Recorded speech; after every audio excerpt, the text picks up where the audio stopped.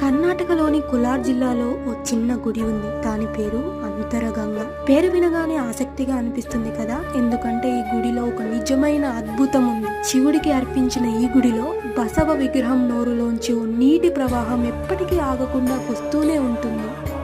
ఆ నీరు ఒక చెరువులోకి చేరుతుంది. ఎండైనా వానైనా ఏ ఒక్కరోజు ఆగిన చరిత్రే లేదు. ఆశ్చర్యం ఏంటంటే ఆ నీటి మూలం ఎక్కడుందో ఇప్పటికీ ఎవ్వరికీ తెలీదు. పైనుంచి ఎలాంటి పైపు, ట్యాంకు, బావి లాంటివి లేవు. అయినా నీరు మాత్రం శాశ్వతంగా వస్తూనే ఉంటుంది. ఇక్కడ ఊరి వాళ్ళు ఏం చెప్తారంటే, ఈ నీళ్లు తాగితే మన శరీరానికి, మనసుకి శాంతి కలుగుతుందని చెప్తారు. అది గంగమ్మ ఆశీర్వాదం అని నమ్ముతారు.